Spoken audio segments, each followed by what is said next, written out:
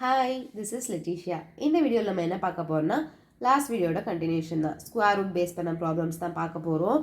நீங்கள் ஒரு வேளை ஓல் வீடியோஸ் பார்க்கலன்னா அதை பார்த்துட்டு இதை பாருங்கள், அப்போ தான் ஈஸியாக இருக்கும். ஏன்னா பேசிக்ஸ் ஷார்ட்கட்ஸ் எல்லாமே அதில் கவர் பண்ணியாச்சு. ஒரு வேளை அது பார்க்கலன்னா நீங்கள் ஃபஸ்ட்லேருந்தே பார்த்துட்டு இதை பாருங்கள், அப்போ தான் இது ஈஸியாக இருக்கும். ஓகே, இப்போ ப்ராப்ளம்ஸ்குள்ளே போகலாம். இப்போது ஃபஸ்ட் கொஸ்டின் பார்க்கலாம். இதில் வந்து ஒரு 2 கொஸ்டின் மார்க் கொடுத்துருக்காங்க. அந்த 2 கொஸ்டின் மார்க்கே ரீப்ளேஸ் பண்ணணும். அந்த 2 கொஸ்டின் மார்க்கே ஃபஸ்ட்டு ஒரே சைட் கொண்டு வந்துடலாமா?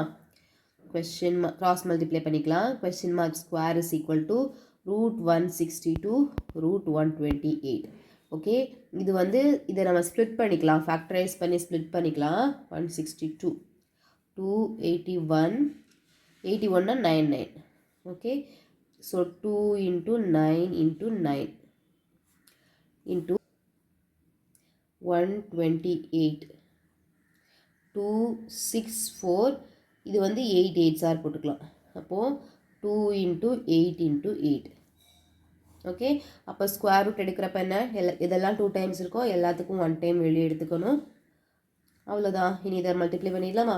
9 2s are 18 18 into 8 64 14 144. இப்போ கொஸ்டின் மார்க் ஸ்கொயர் தான் 144. அப்போ கொஸ்டின் மார்க் என்ன? √144 which is 12. அவ்வளோதான். கிளியர் தானே? இப்போது நம்ம நெக்ஸ்ட் கொஸ்டின் பார்க்கலாம்.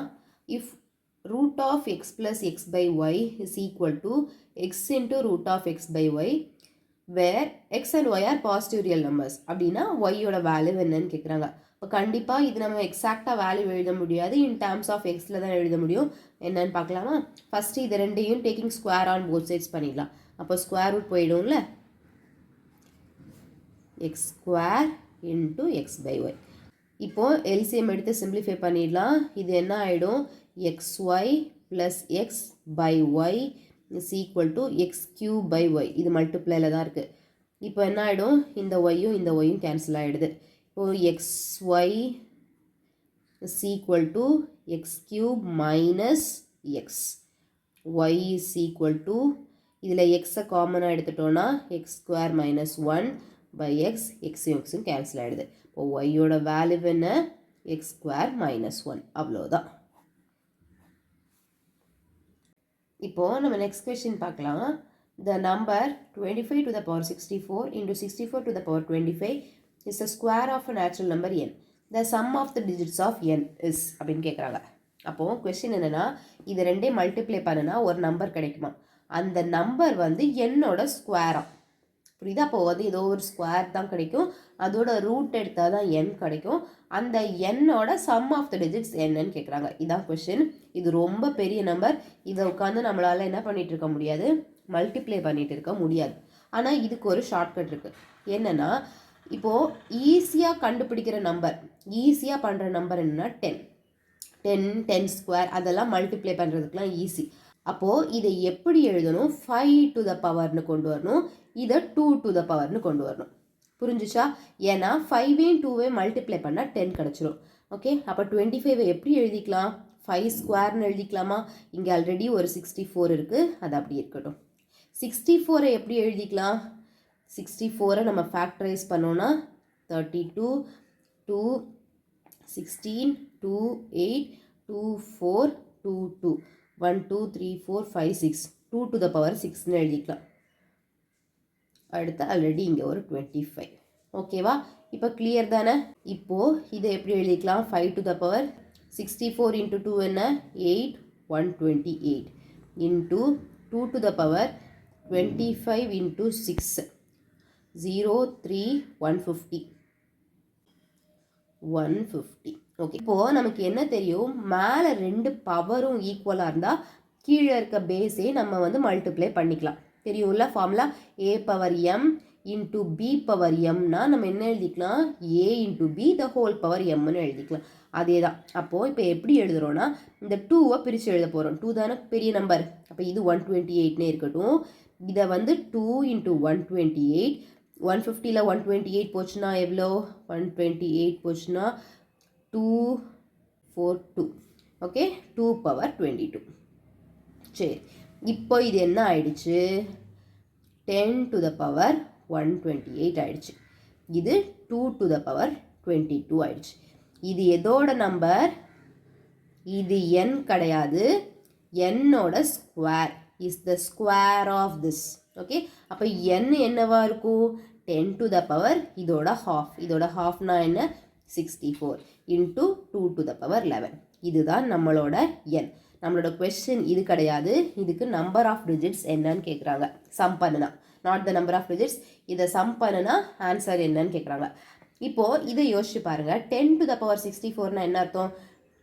1 போட்டுட்டு 1 2 3 4 5 6 7 8ன்னு அவ்வளோ ஜீரோஸ் இருக்கும். ஓகேவா? அதோ ஏதோ ஒரு நம்பர் கூட மல்டிப்ளை பண்ணுறப்ப அது 1 கூட வராது, எல்லாமே அடிஷ்னலாக ஜீரோஸ் மட்டும்தான் வரும். அதனால் இதை நம்ம எதுவுமே யோசிக்க தேவையில்லை. 2 to the power 11 மட்டும் கண்டுபிடிச்சா போதும். ஓகே, ஆல்ரெடி நமக்கு என்ன தெரியும்? 2 to the power 6 64 இங்கே கண்டுபிடிச்சிருக்கோம். அப்போது 64 இன்ட்டு 2 8 128. இது எதோடது? 2 to the power 7 இன்ட்டு 2 பண்ணுற 16 56 256 2 to the power 8 ஓடது into 2 12 11 512 2 to the power 9 2 4 1 2 is 2 5 2 is 10 2 to the power 10. இன்னும் ஒன்றே ஒன்று தான், 8402. அப்போ என்னோட வேல்யூ என்னன்னா 2048. இப்போ நம்மளோட கொஸ்டின் என்ன? இதோட சம் ஆஃப் டிஜிட்ஸ் வேணும். அப்போ 2 + 4 + 8 6 14. இப்போ சம் ஆஃப் டிஜிட்ஸ் என்ன? 14. ஏன் நம்ம இது எடுக்கலன்னு இப்போ புரிஞ்சுச்சா? ஏன்னா இது கூட ஆன்சர் எப்படியும் 64 டைம்ஸ் 0 தான் வரும் என்னோட வேல்யூ. கிளியர் தானே? அதனால் நம்ம அது சம் பண்ணாலும் இதே தானே வரும். அதனால் நம்ம இந்த வேல்யூ மட்டும்தான் எடுத்துக்கிட்டோம். கிளியரா? இது கொஸ்டின் பார்க்க பெருசாக இருக்குது. நம்ம என்ன கண்டிப்பாக எப்படினாலும் நமக்கு தெரியும், இந்த 64 டைம்ஸில் நம்மளை மல்டிப்ளை பண்ணிட்டு இருக்க முடியாது. அப்போ ஏதோ ஒரு ஷார்ட்கட் யூஸ் பண்ணால் மட்டும்தான் இதை நம்மளால் சிம்பிளிஃபை பண்ண முடியும். ஓகே, இப்போது நெக்ஸ்ட் கொஸ்டின் பார்க்கலாம். If 0.13 divided by p square is equal to 13 then find p. இப்போ என்ன கொடுத்துருக்காங்க? 0.13 divided by p square is equal to 13. p square அங்கே கொண்டு போயிடலாமா?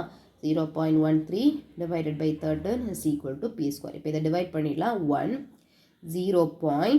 என்ன வரும்? இதில் 0.01 வரும். ஏன்னா ஃபஸ்ட்டு 1 மட்டும் நம்மளால் எடுக்க முடியாது, 13ஆல் டிவைட் பண்ணால். 3 சேர்த்து எடுக்கணும். அதுக்கு என்ன பண்ணணும்? 0 போட்டுட்டு தான் 1 போடணும். இதில் கேர்ஃபுல்லாக இருங்க, என்ன போட்டுறக்கூடாது? 1 போட்டுறக்கூடாது. இப்போ p ஸ்கொயரோட வேல்யூ என்ன? 1/100. அப்போ பியோட வேல்யூ என்ன? 1/10 தானே. 1/10 அதோட வேல்யூ என்ன? 0.1 தானே. அவ்வளோதான், இதுதான் ஆன்சர். இப்போது நம்ம நெக்ஸ்ட் கொஸ்டின் பார்க்கலாம்.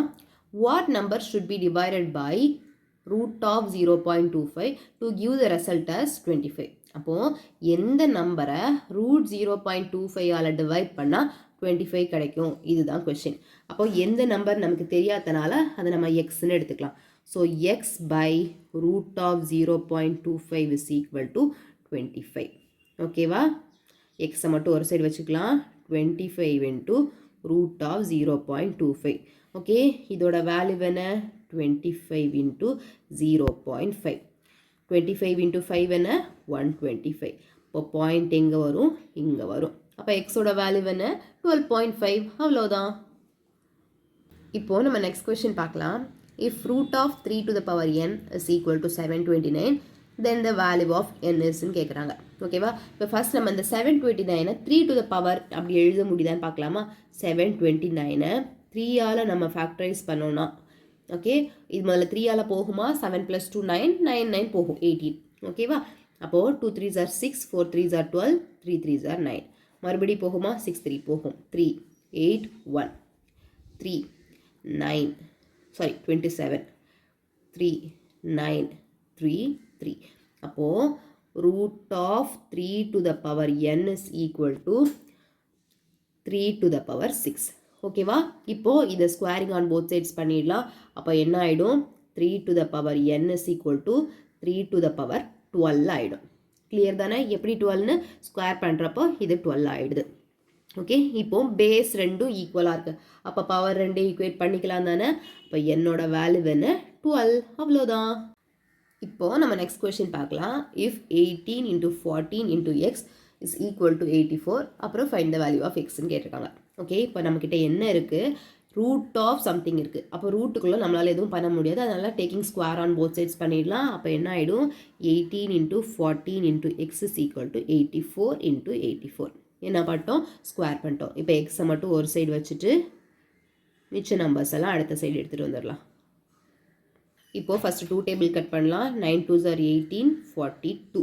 ஓகே, 42 7 டேபிளுக்கு போகும். அப்போது இதை வந்து 7க்கு கட் பண்ணோன்னா 2, 6 7s are 42, 1 3. ஓகே, 1 3. இதுவுமே 3க்கு போகும். 1 2 3s are 6, balance 2, 8 3s are 24. அப்போ எக்ஸோட வேல்யூ என்ன, 28. அவ்வளோதான். இப்போது நம்ம அடுத்த கொஸ்டின் பார்க்கலாம். இதுலேயும் அந்த கொஸ்டின் மார்க் என்னன்னு நம்ம சால்வ் பண்ணணும். ஓகேவா, ஃபஸ்ட்டு இந்த கொஸ்டின் மார்க் இருக்கிறது மட்டும் இருக்கட்டும், மிச்சத்தை நம்ம அடுத்த சைட் கொண்டு போயிடலாம். Root question mark is equal to, first இதை சிம்பிளிஃபை பண்ணிடலாமா, 3/4 × 2872. ஓகே, இப்போ இது இங்கே வந்துச்சுன்னா 1426 ஆகிடும், -14. ஓகே, இது லாஸ்ட் எண்டிங் வித் 72. 72 வந்து 4ஆல் டிவைட் ஆகும். அதனால் ஹோல் நம்பருமே 4ஆல் டிவைட் ஆகும். 7 4s are 28, 1 4 is 4, balance 3 8. Okay, இப்போ 7 1 8 into 3னா 24 2 5 7 3s are 21. இப்போ இது என்ன ஆகிடும், 21 2154 minus 1426. 1426க்கு சப்ட்ராக்ட் பண்ணிட்டோன்னா 4 ஆகிடும். 14 14 minus 6 is 8, 4 minus 2 is 2, 11 minus 4 is 7. Okay, இப்போ இது என்ன ஆயிடுச்சு, 728. அப்போ கொஸ்டின் மார்க் என்ன, 728 டிவைடட் பை 28. ஓகே, இப்போ இதை சிம்பிளிஃபை பண்ணிடலாம். இது ரூட் கொஸ்டின் மார்க். ஓகே, இப்போ 2 டேபிள் கட் பண்ணோன்னா 14, 3 2s are 6, 6 2s are 12, 4 2s are 8, 2 1 2 8 2 2. Sorry, இது 7 7 2s are 14, 1 7 is 7, 2 7s are 14, balance 4 6. அப்போது ரூட் ஆஃப் கொஸ்டின் மார்க்கோட வேல்யூ 26. அப்போ கொஸ்டின் மார்க்கோட வேல்யூ என்ன, 26 × 26. 26 ஸ்கொயர் என்ன, 26 26. 6 3 12 15 12 5 676 676 தான் இதோட ஆன்சர். ஓகேவா, கிளியரா? இப்போ ஒரு வேளை உங்களுக்கு ஆப்ஷனில் 26 கூட தந்திருப்பாங்க, நீங்கள் இங்கே 26 கிடைச்சோன்னா அதோட ஸ்டாப் பண்ணிடக்கூடாது. கேர்ஃபுல்லாக கொஸ்டின் பார்த்து எழுதணும். ஓகே, இப்போ நம்ம அடுத்த கொஸ்டின் பார்க்கலாம். Root of question mark by 169 is equal to 54/39. இப்போ ஃபஸ்ட் இந்த ரூட்டை ஸ்ப்ளிட் பண்ணிடலாமா, is equal to 54/39. Root question mark by 13 is equal to 54/39. 54/39 into 13. 1 time 3 times. 1 1 3 is 3, balance 2 18. அப்போ ரூட் கொஸ்டின் மார்க்கோட வேல்யூ 18. இப்போ கொஸ்டின் மார்க்கோட வேல்யூ என்ன, 18 square. 4 6 14 8 1 4 12 3. இப்போ question மார்க்கோட value என்னன்னா 324. அவ்வளோதான். இப்போது நம்ம அடுத்த கொஸ்டின் பார்க்கலாம். If root of X divided by root of 441 is equal to 0.02. என்ன கொடுத்துருக்காங்க, root of X divided by root of 441 என்ன, 21 இஸ் ஈக்குவல் டு 0.02. இப்போ root of X is equal to 0.02 into 21. Okay, 21 into 2 என்ன, 42. அப்போ 0.42. Root of எக்ஸோட value இது. நம்மளோட question என்ன, find the value of X தான். அப்போ எக்ஸ்னா என்ன பண்ணணும், ரெண்டையுமே ஸ்கொயர் பண்ணிக்கணும். So 42 into 0.42.